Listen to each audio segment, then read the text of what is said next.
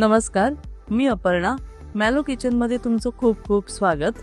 आज आपण एक गोडाचा पदार्थ बघणार आहोत आणि त्यासाठी मी इथे घेतलेले आहे चणा डाळ. 1 वाटी चणा डाळ आहे, तसेच 1 वाटी गूळ घेतलेला आहे.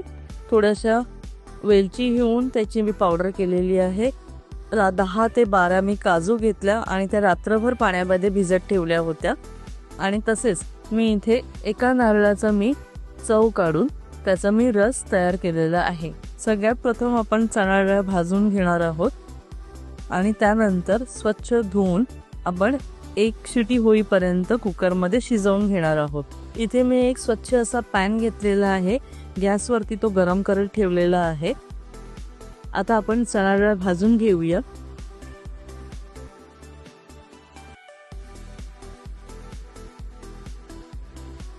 चणा डाळ आपल्याला लालसर रंग होईपर्यंत भाजायची आहे.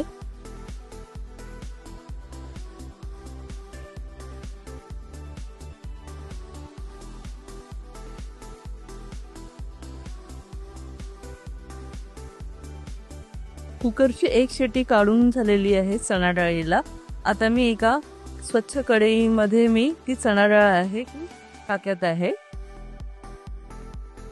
कुकरमध्ये शिटी आपण अशासाठी काढलेली आहे की जेणेकरून चणा डाळ ही पटकन शिजेल.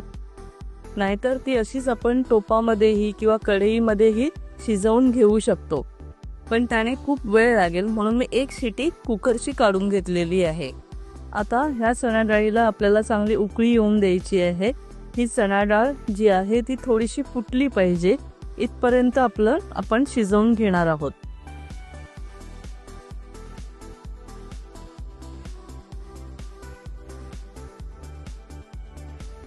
चणा डाळ चांगली शिजत आलेली आहे.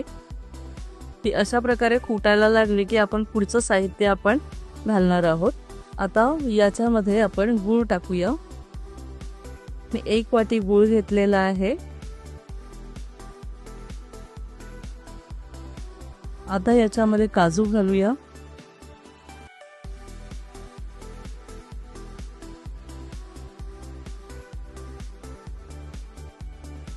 आता याच्यामध्ये आपण नारळाचं दूध घालूया.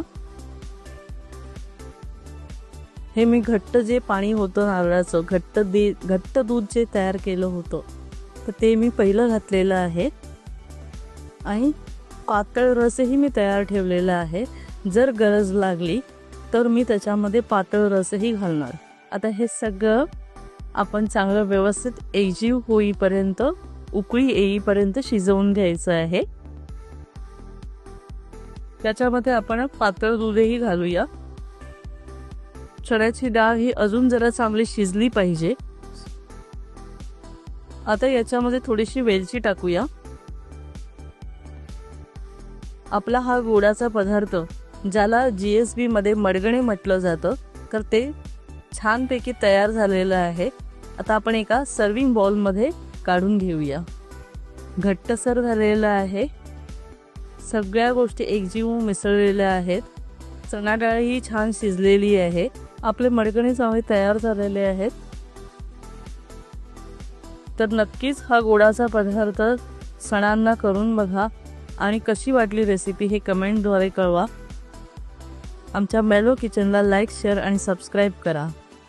धन्यवाद. अन्न हे पूर्ण ब्रह्म.